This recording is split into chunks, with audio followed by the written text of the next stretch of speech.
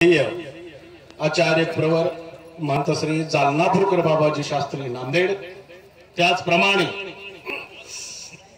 या ठिकाणी प्रामुख्याने त्याचप्रमाणे आजच्या कार्यक्रमाचे कार्याध्यक्ष आदरणीय श्रद्धेय महंतश्री कान्हेराज बाबाजी रोही पिंपळगाव। त्याचप्रमाणे प्रामुख्याने या ठिकाणी उपस्थित असलेले ज्यांच्या शुभास्ते हे अनुसरण विधी या ठिकाणी संपन्न झाला असे आदरणीय श्रद्धेय आचार्य प्रवर महंतश्री परसराज बाबाजी भोरी। त्याचप्रमाणे परमपूज्य परम आदरणीय परम श्रद्धेय आचार्य प्रवर आपल्या सर्वांचं विदर्भाचं श्रद्धास्थान असलेले हर्सुल निवासी आचार्य श्री लाडबाबाजी। त्याचप्रमाणे आमचे ज्येष्ठ गुरुबंधू आदरणीय तामसा निवासी दादाजी।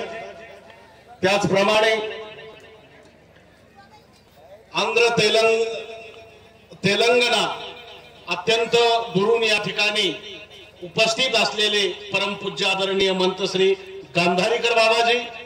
त्याचप्रमाणे ज्यांचे विचार आता आपण श्रवण केले ते आदरणीय महंतश्री मोघाळीकर बाबा। त्याचप्रमाणे आदरणीय सतीश दादाजी, आदरणीय परसराज बाबा चिकाळा। त्याचप्रमाणे आदरणीय महंतश्री राजजवळा निवासी बाबाजी। त्याचनंतर पालम येथील आदरणीय महंतश्री एलेराज बाबा।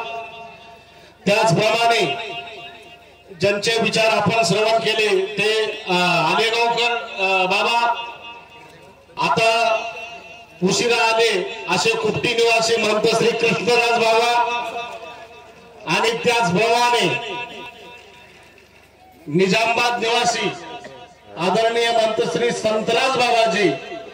आणि आपल्या या संपूर्ण कार्यक्रमावर ज्यांच्या शुभ चिंतनाने हा कार्यक्रम संपन्न होतो आहे असे या कार्यक्रमाचे प्रमुख अधिष्ठान असलेले फियार्डी निवासी आचार्य प्रवर आदरणीय श्रद्धेय प्रातस्मरणीय तपस्विनी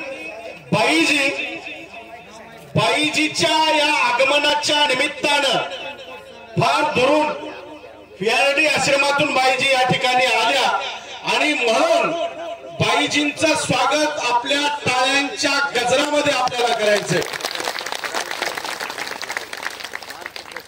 त्याचप्रमाणे हदगाव निवासी ज्यांच्या कलशारोहणाची आपण वाट पाहतो असे योगी बापू। त्याचप्रमाणे सूत्रसंचालन करत असलेले आमचे आदरणीय श्रद्धेय विजयराज दादाजी खंबडीकर, आदरणीय महंतश्री प्रभाकर बाबा मुगट, अशोक दादाजी मुगट, गोपतोंडी निवासी आमचे भास्कर बाबा म्हणजे नवीन आता काय म्हणते विश्वनाथ बाबा, कमलाकर बाबा। तर बरीच आदरणीय संत मंडळी आहे आणि भागवताचार्य संदीप दादाजी कपाटे। खर तर तुमचं नाव घ्यावं आणि घेतच राहावं अशी सर्व आपण आदरणीय पूजनीय श्रद्धेय सर्व मंडळी आहे।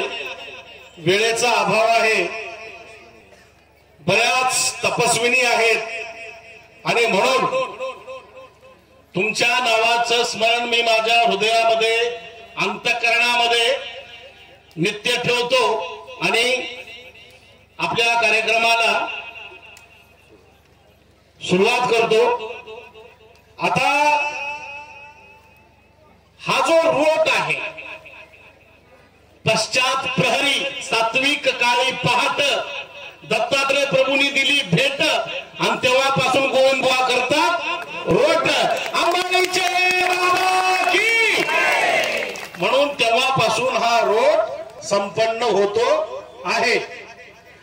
आता हा जो उपाराचा जो संदर्भ आहे, आपण लीळा चरित्रामध्ये आता हे जी आमची मंडळी आहे सतीश दादा वगैरे, कालच मोगाळेकर बाबांना सांगितलं ना 7 उपार ऐकले ना आपण, नाही का? यांनी लीळा चरित्रामध्ये सांगितलं, महादायसाचा उपार सांगितला, रेणायकाचा उपार सांगितला, प्रल्हादबाईचा देवनिरोपण भटाचा उपार सांगितला, नाही का? दयंबाचा उपार, म्हणजे सर्वज्ञ श्री स्वामींचे हे जे उपार लीळा चरित्रामध्ये या प्रवक्त्यांनी 7 दिवस निरोपण केले. म्हणजे सर्वज्ञापासून हा जो उपार शब्द आपण ऐकतो, पण त्याच्याही आधी भगवान श्री दत्तात्रय प्रभूला साकडं घालणारे मदलसा यदुराजा, आणि म्हणून कोल्हापूरला भिक्षा.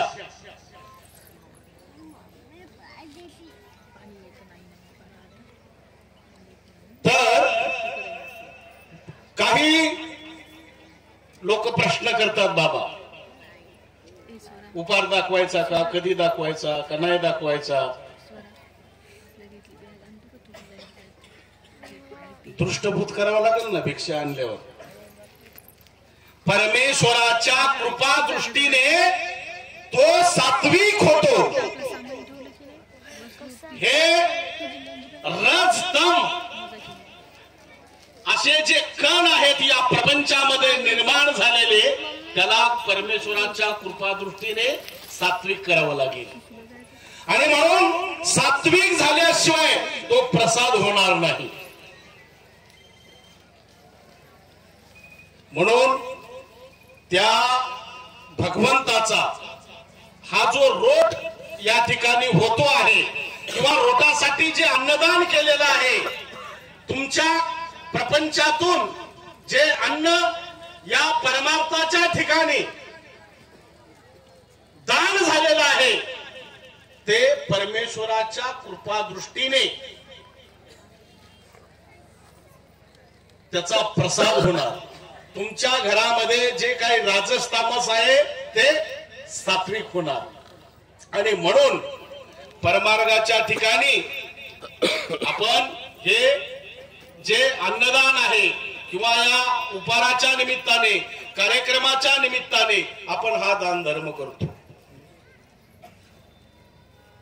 आणि तुमचा जो मनोरथ आहे, मागच्या वक्त्यांनी जसं सांगितलं, भगवंत असा आहे की जसं भावाचा भुकेला आहे, नाही का, तसं तुमचा मनोरथ, तुमच्या मनात जे तुम्ही चिंतन केलेलं आहे, आपल्याकडून ही क्रिया अशी झाली पाहिजे, घडली पाहिजे, हे जर तुम्ही चिंतन कराल, आज परिस्थिती जरी नसेल तर परमेश्वर तुमच्यामध्ये ती शक्ती निर्माण करेल आणि तुमच्या हातून ते कार्य करून घेईल.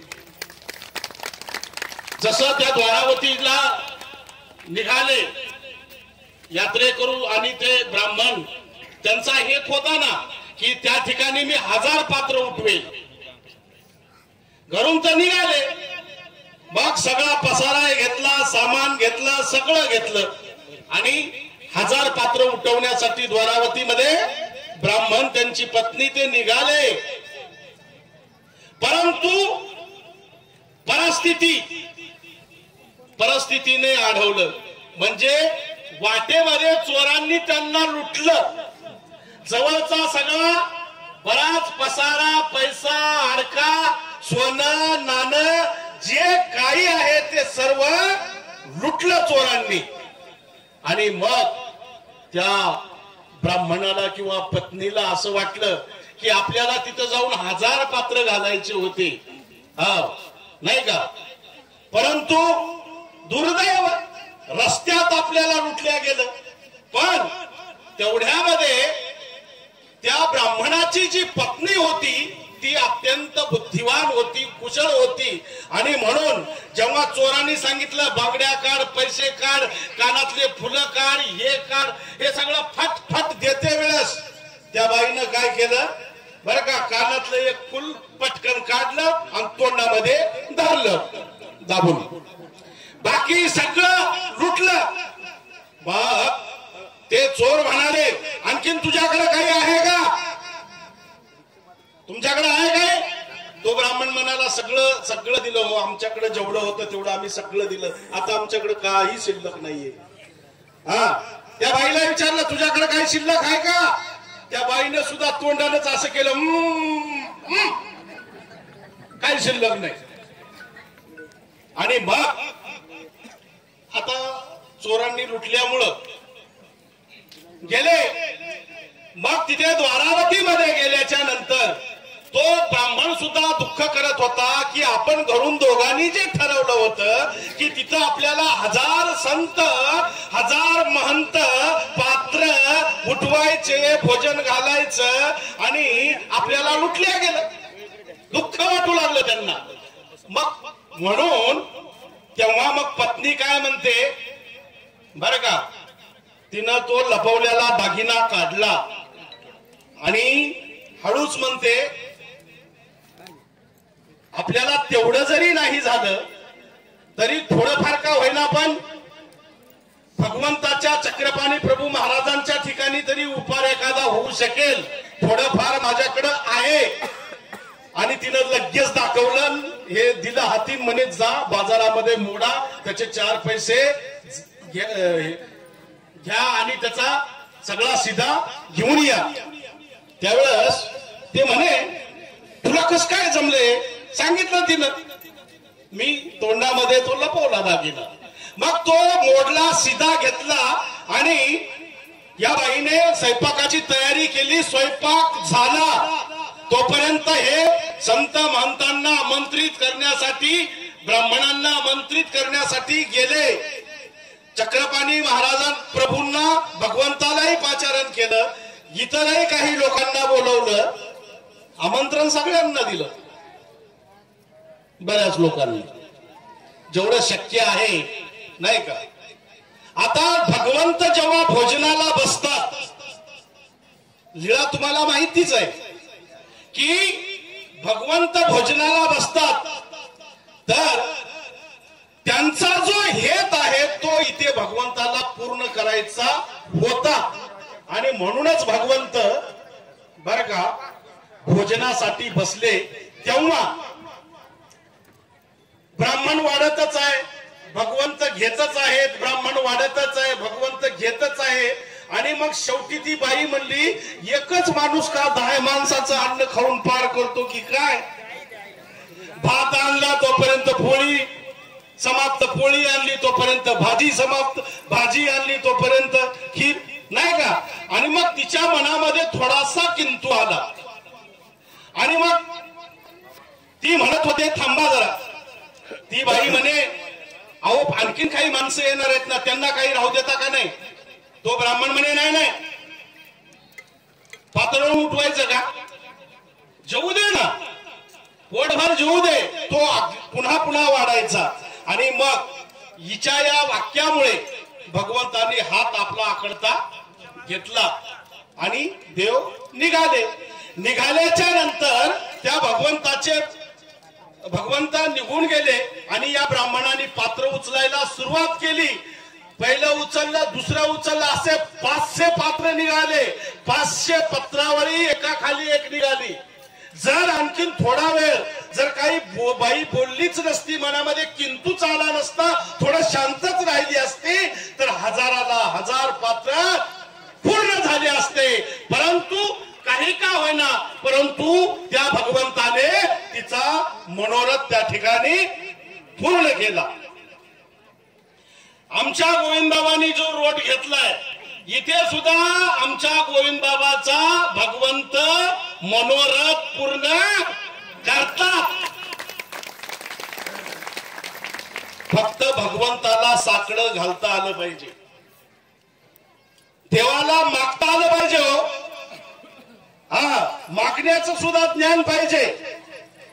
एक माणूस असं म्हणाला, बाबा मला देवा अंबाळीचे बाबा मला असं या जन्मामध्ये मला एवढा परिश्रम आलाय, मला असं झालं पाहिजे की मला कुणीच काम सांगू नये, कुठलंच काम लागू नये आणि पैसे मला असे रोख मिळाले पाहिजे, पुन्हा रोज मिळाले पाहिजे, असं काहीतरी कर अंबाळीचे बाबा.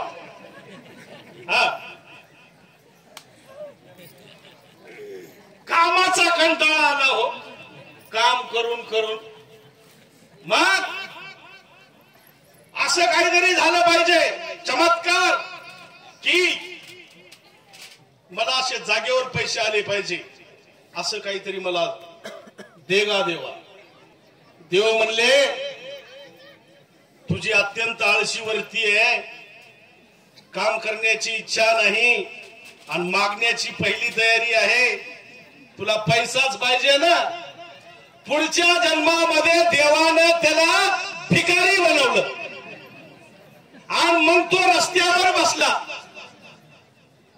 आला ते माणूस पैसे, आला ते माणूस पैसे. त्यानं सांगितलंच होतं ना मला काम करायचं नाही आणि पैसे मिळाले, अशी काहीतरी नोकरी दे. देवानं दिली त्याला ही नोकरी. हो, मागणाऱ्याला मागता आलं पाहिजे. कनाशीच्या ब्राह्मणाने एक, आता ठीक आहे तसं तर त्यांनी म्हणजे परमेश्वरालाच मागायला पाहिजे होतं, परंतु परमेश्वराला जरी मागायचं समजलं नसेल तर व्यवहारामध्ये का होईना पण तो चाणक्य होता. एकाच शब्दामध्ये त्यानं काय मागितलं स्वामींना, मला फक्त सुनेच्या हाताने ताक भात खायचाय, एवढीच माझी इच्छा आहे. तक्र भात, ताक भात.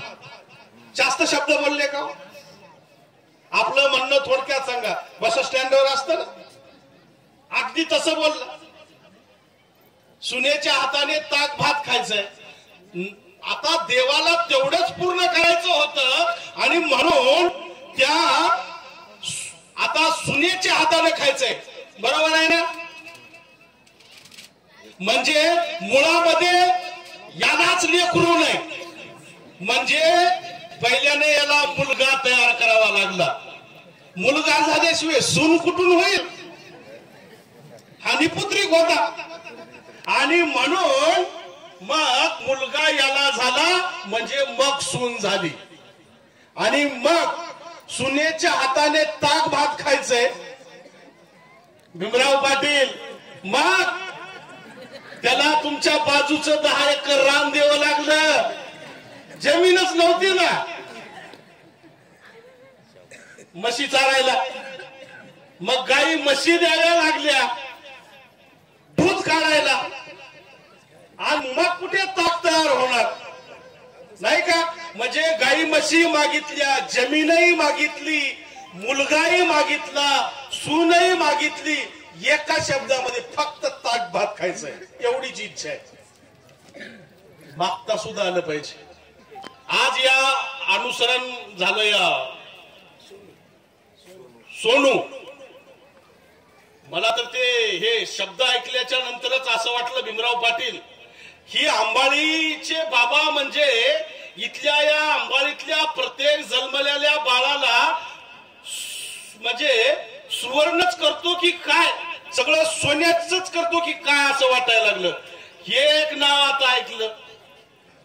तुमची जी मुलगी आहे जिने आज महानुभाव पंथामध्ये आपल्या कर्तृत्वाने चमक निर्माण केलेली आहे, शास्त्रीय झालेली आहे नाही का, सोनूताई नागापूरकर. आणि एवढ्यावर न थांबता एवढी ग्रीप घेतली की तिने पीएचडी केली, तीही या चांबाळीतली. म्हणून या अंबाळीने सगळ्यांना सोन्याचं करून टाकलेलं आहे.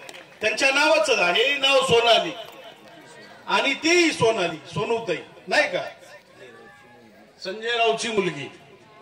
तर आज या ठिकाणी आता यांनी जे अनुसरण घेतलेलं आहे ते मगाशी एक बाबा म्हणाले की आमचे सतीश दादा म्हणत होते की गावाकडे असं लोक म्हणायचे की मग तुम्हाला दीक्षा घेता कशाला घेता काय घेता वगैरे वगैरे. अरे बाबांनो, तुकडोजी महाराजाचा एक अभंग आहे, सांगा मी काय करू भक्ती करू का पोट भरू, सांगा मी काय करू पैशा विना संसार चालत नाही, भक्ती विना देव दिसत नाही. मग काय करायचं सांगा. संसार करायचा पैसा लागतो, देव दिसायचा भक्ती लागते. मग हे करायचं का ते करायचं. म्हणून पुढच्या चरणामध्ये म्हणतात तुकडोजी महाराज, भक्ती करून जो पोट भरे तुकड्या म्हणे त्यासे मोक्ष मिळे. अरे बाबांनो, डोळे तुम्हाला आहेत, पाय तुम्हाला आहेत. संन्यास घेतला म्हणजे त्याला पोट आहे, तुम्हाला पोट आहे. पोटासाठी आम्हाला सुद्धा झोळी उपाशी ठेवता येत नाही. का हो बाबा, पोट कुणाला नाही. संन्यास घेतला म्हणून काय बिना अन्न पाण्याचे आहेत का. अरे पोट सगळ्यालाच आहे. सगळे हे लोक समाजामध्ये जे जगतात ना, हे सगळं पोटासाठीच. परंतु त्या जगण्यातला फरक आहे. हो, संन्यास घेऊन सुद्धा पोट भरावंच लागतं, पण पोट भरून ते केलेलं जे कर्म आहे ते निष्काम आहे. त्याच्यामध्ये कुठला स्वार्थ नाही, सर्व परमार्थ आहे. हे सगळेही देवाचे. का तर चित्त वित्त काया तिन्ही अर्पावी सर्वज्ञ राया. हे मी सगळं देवाला समर्पित केलेलं आहे. म्हणून पोट इथंही आहे, जगणं इथंही आहे, पण या जगण्यात तो परब्रह्म परमेश्वर प्राप्त होतो. तसं संसारामध्येही तुम्हाला जगायचंय, पण त्या जगण्यामध्ये शेवटी तुम्हाला काहीही साध्य होणार नाही. का ज्या लोकांसाठी मुलासाठी तुम्ही एवढी प्रचंड संपत्ती कमावली बर का, ते सुद्धा कुणी जाणीव ठेवेल न ठेवेल ते सुद्धा जाणीव ठेवणार नाही. शेवटी काय आहे, केलं असेल म्हणतात, त्याला गडबड सुटली होती, केलं असेल. परंतु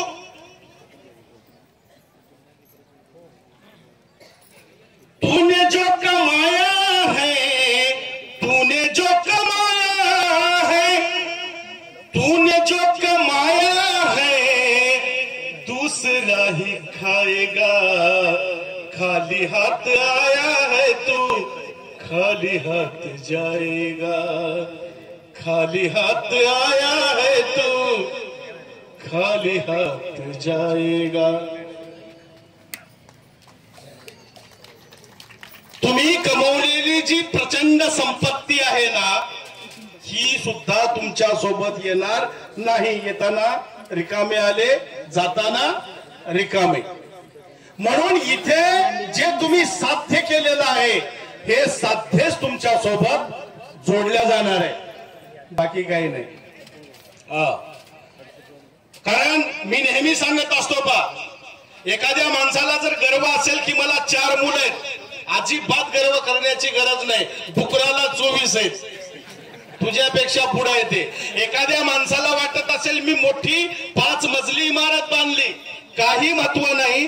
तुझ्यापेक्षा उंच त्या झाडावर सुंदर असं घरट तो पक्षी बांधतो, त्याला कुठलाही इंजिनियर लावलेला नाहीये, पण पाण्याचा थेंब आतमध्ये जात नाही. काय एवढं म्हणजे उंच तो घर बांधतो. मग काय तुमच्यात त्याच्यात बदलच काय? तुम्हाला लेकरं, त्यांना लेकरं, तुमचं घर तुमच्याहून त्यांचं घर मोठं आहे. पशु पक्ष्यांचं आहेच काय हो? काय फरकच काय? आणि म्हणून जे काम त्यांना जमलं नाही, सत्याचा शोध घेता आलं नाही, ईश्वराचं नामस्मरण करता आलं नाही, प्राप्तीचा उपाय त्यांना सापडला नाही, आणि म्हणून तो तुम्हाला मानव जन्मामध्ये सापडायला पाहिजे, याकरता हा तुमचा मानव जन्म आहे. म्हणून स्वामी श्री चक्रधर प्रभू म्हणाले, अरे तुमचे असे अनेक जन्म झाले, शेळिया, मेंढिया, रुग्णिया, अनेक कामासाठी तुम्ही वेगवेगळे जन्म कितीतरी मागे दिलेले, मागे झालेले. एक जन्म काढून टाका, टेबलच काढून टाका, मोडली. हा, तुम्ही हे एकच जन्म मला देऊन पहा, आणि मग मी तुम्हाला काय देतो ते पहा. या 84 नरक योनीतून मुक्त करून अच्युत आनंद, त्या कैवल्याच्या अनुभूतीचा, मोक्षाचा आनंद मी तुम्हाला देतो. आणि म्हणून भगवान गोपाल श्रीकृष्ण म्हणतात, सर्व धर्मान परित्यज्य मामेकम शरणं व्रज अहं त्वा सर्व पापेभ्यो मोक्षयिष्यामि मा शुचः. अरे एवढं मोठं वचन त्या देवाने आपल्याला दिलं. काय एवढा मोठा विश्वास त्यांनी आपल्याला दिलेला आहे. मग ज्या भगवंतांना आपल्याला वचन दिलं, विश्वास दिला, काय त्याच्यापेक्षा आणखीन काय आहे? आणि म्हणून आजच्या प्रसंगी या उपार रोटाच्या निमित्ताने त्यांनी जो संन्यास विधी या ठिकाणी घडला, गोविंदबुवा सुद्धा निमित्त झाले या सर्व जीवांना. आणि परमेश्वराने त्यांचं हे अनुसरण, त्या ताईचं अनुसरण सिद्धीच जावं असं प्रभूचरणी मी या ठिकाणी प्रार्थना करतो. खर तर माझ्यानंतर आदरणीय श्रद्धेय महंत श्री परसराज बाबाजी आहेत, आदरणीय श्रद्धेय महंत श्री लाड बाबाजी आहेत, पुन्हा अध्यक्षीय मनोगत आहे, आणि मग वेळेचा अभाव आहे. आता हे बोलणार आहेत तोपर्यंत उपाराचे 12 वाजणार आहेत, नाही का? वाजले का? बरं.